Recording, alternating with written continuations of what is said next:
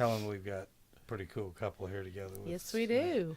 Kristy and Gordon McLeod, or McLeod 9. Is this incarnation of them are? Yep. That's right. Guys, tell us something. Where are you from? For just individually first, where you born and raised, and tell us how y'all kind of came together. Well, I'm from Columbus, Indiana. I'm a Hoosier. But I came to Texas when I was 8, and I'm not going back. I'm from Miami, Florida, and I left there a long time ago and moved to New Mexico, where I went to college and in Las Cruces, and then moved to Houston after that, and then to East Texas, and then to Dallas area. What Yeah. part of Houston are you from?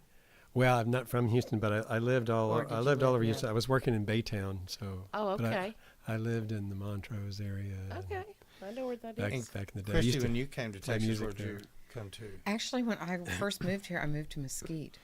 Okay. I was 8 years old, and I thought I was going to ride a horse to school because I was in Texas, but that didn't happen.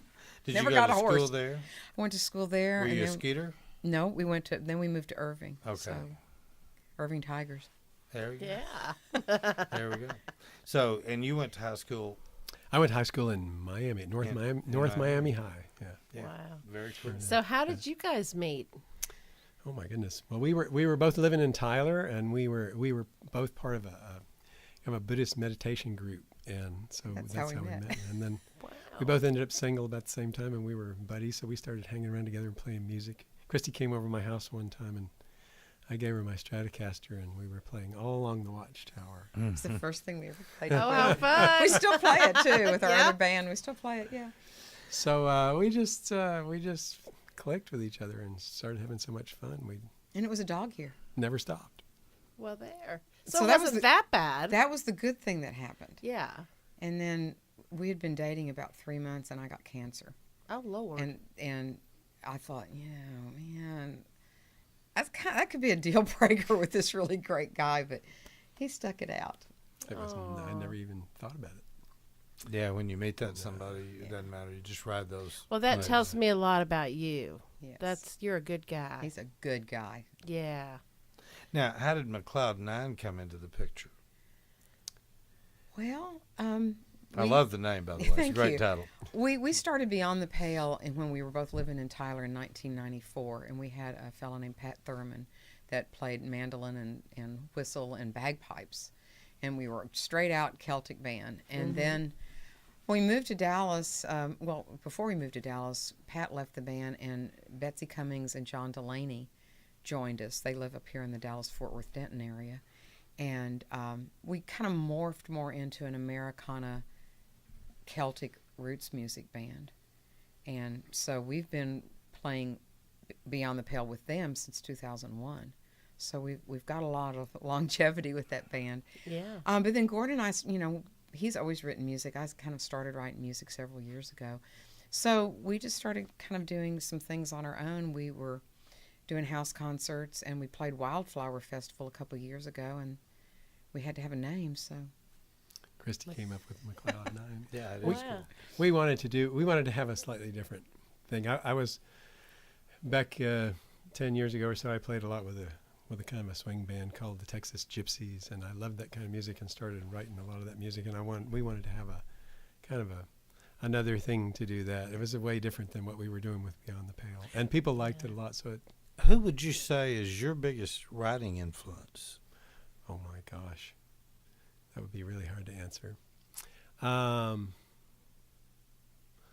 I could think of a few people. When I was a kid, I was wild about Bob Dylan, of course, in the 60s. And I still am. I still am too. Can't get Robbie it. Robertson. Oh, yeah. But some others, Donald Fagen. Boy. When just I heard thinking music of from Big Pink, it changed things for Yeah. me. And of course, from music standpoint, big influences of mine would be Django Reinhardt and Stefan Grappelli and Duke Ellington and people like that. Any Bob Wills in there? Bob Wills, yeah. Yeah, because I kept hearing the Yeah. swing. I kept hearing a little bit just touches over there. Yeah, What about you, Kristy? As far as your writing influence? Well, I don't know about writing influences because, like you said, when we were performing, I don't write that many songs, but when they do, they kind of just come out in a big Blob. Fallout. Yeah, it's like something inspires me, and it just, there it is. And it's like usually a 15, 20-minute thing, and I've written a song, and then we tweak it a little bit. And but artists that I love Bonnie Raitt. Of course, in my generation, Joni Mitchell. Of course, I could never sound like her. I never could play guitar like her. Nobody can. Yeah, But I love her.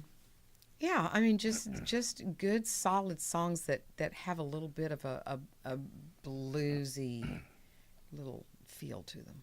Yeah. I'm a bluesy kind of girl, I guess. Did you ever listen to Nina Simone at all? Love Nina Simone. She's one of those Fabulous. very underrated kind of people Yes. that's been back in the background like Robin Ford is as a guitar player, so. We went to see Robin Ford. Did you see him at the Kessler when he was here? I didn't see him Not at the too long ago. Kessler. I saw him. There's a picture of he and I right over there on the wall, right under the Willy Wig. Right.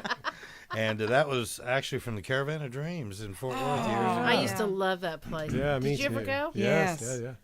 I Yeah. wish I hadn't have closed. Loved it. I know. I know, it was a great place. So you have a tour coming up. Is that correct? We do. We're building it as we speak. Tell us about it. Well, we like to get out of the Texas heat. Mm-hmm. So we are starting in West Texas, going up through southern Colorado.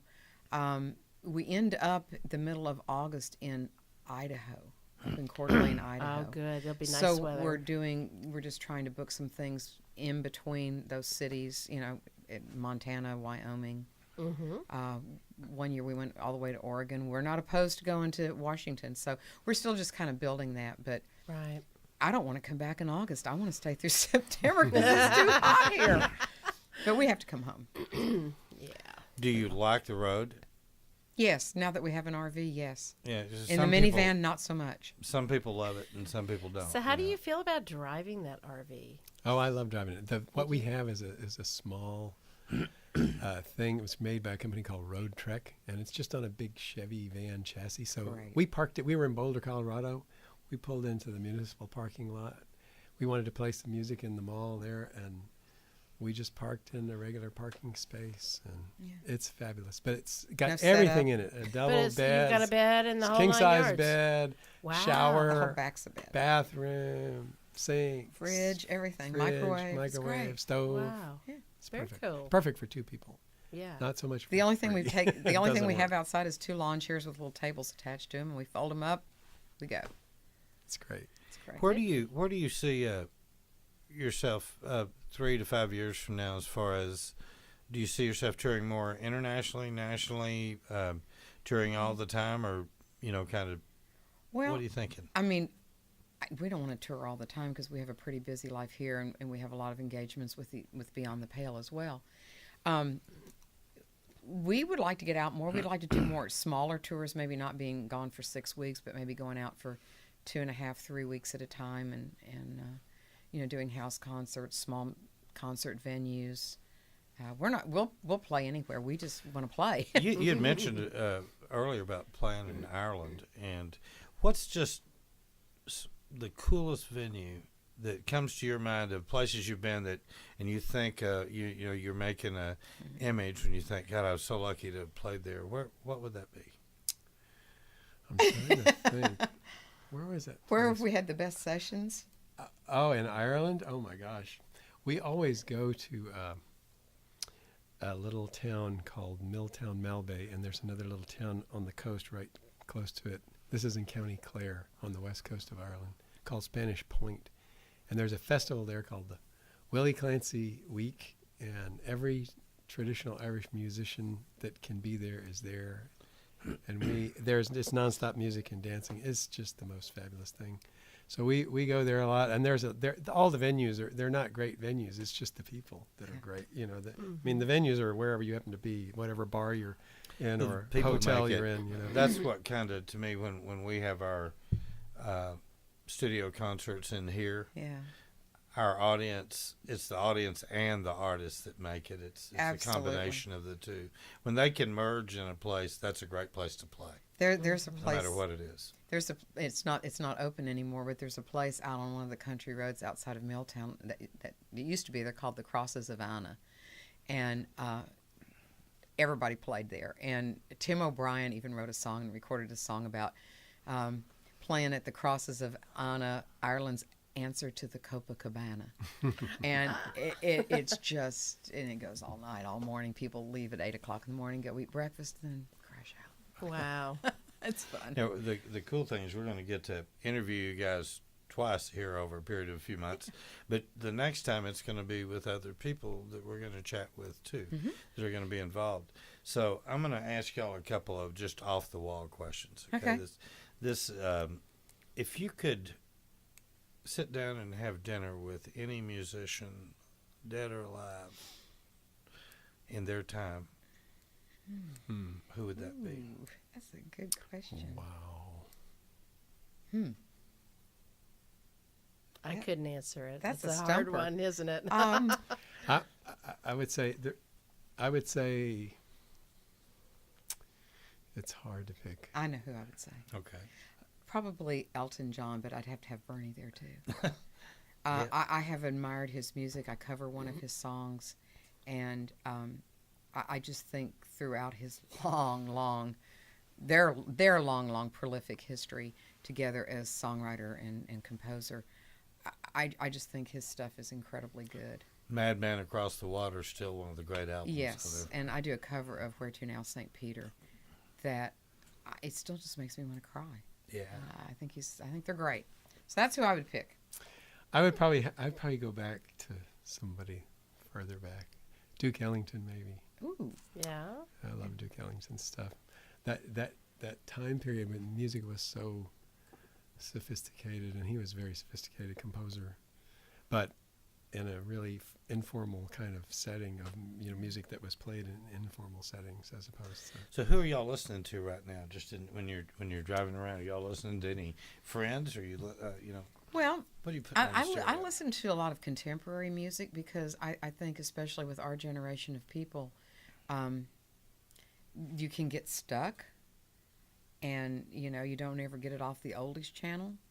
And so a lot of the people that we listen to and we cover are like the Lumineers, the Avett Brothers. I listen to a lot of. What weird a lot of people would think is obscure, but you're wanting to keep that music. Well, it's there. not obscure. I mean, they're Right. the ones that are headlining all the festivals. Yeah, but I mean to some. Yeah, It would yeah, be. and a lot of people will say, I don't know who that is. And it's Right. like, well, you need to get out of the oldie station and listen Yeah. to some of the, because people say there's no good new music out there. There's Oh, fabulous there is. new Sure there music is, out yeah. there. Greta Van Fleet is a Yes. good example. Another good. Love them. But they're I agree with you on that 100%. Yeah, there's Hosier. I mean, great music. Yeah, and we've had so many great singer-songwriters come through here. To me, that's all new music. When we hear your music tonight, it was all new for us, and it's new for our audience. Yeah. So, by the way, we had about 500 with us on Facebook tonight. So Good. All right, just that's live, and there'll be great. that Oh, many more fantastic. tomorrow. So, yeah, Very man, I really appreciate you guys coming down. Well, we just had a great time. It's I just been love fun. being here. Tell us about one other thing. I think you had mentioned that you had, and you and Helen had talked about in the previous set. You talked about how you try your best to keep your music happy, Yeah. and there has to be a reason for that. Well, because I guess because I kind of came to music late, and Gordon's played music since he could walk and blow on a harmonica, but I think of myself more as an entertainer than a musician, and I think an entertainer's job is to make people feel entertained. And I know what I like when I go out to listen to singer-songwriters or listen to anybody. I mean, I love a soft, sensitive song. I think we all need to be touched in ways. But by and large, I just think we need happy music. We need to be light. We need to be kind and sweet. And I agree. happy. I agree. I mean, I agree 100%. I just wanted to hear Yeah. somebody else say that. Yeah. I'm kind of that way. He Helen- was just poking me a minute ago. And he does that because, we write collectively and by ourselves as well. So when I first started kind of writing or bringing stuff to, shut up, started bringing stuff to him. You sound like us. I get real motivated by heartbreak. No. So, I write the songs, that kind of, and he's like, well, let's turn it around and make it have a happy ending. I'm like, no. No, we want it to be.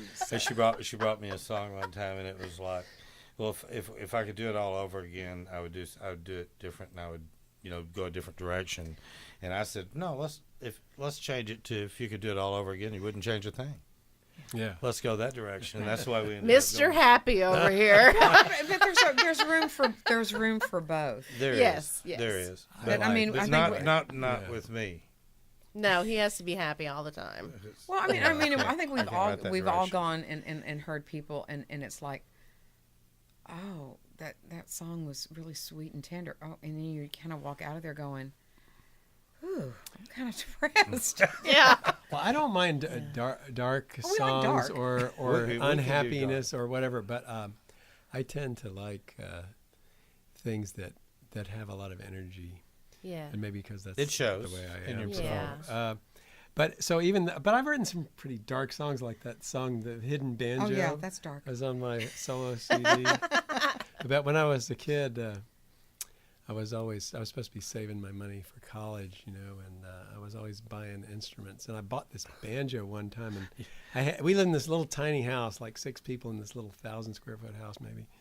And I had this banjo, and I realized I wasn't going to be able to play it because I wasn't supposed to have it, and I had hid it under the bed. It wasn't quiet. It's not something you can play quietly. It's not Yeah, a you're ukulele. not going to hide that. So, and the song starts out, I got a banjo hidden beneath my bed, like a gun in the pillow beneath my head. Anyway, it goes downhill from there. I know. First time I heard it, I said, "Oh, honey, that's really not very happy childhood there." Those can be cathartic, though, in their own way. Just Yeah. get it out of your system. There's one line in there where it says, frailing, clicking, hear it spin.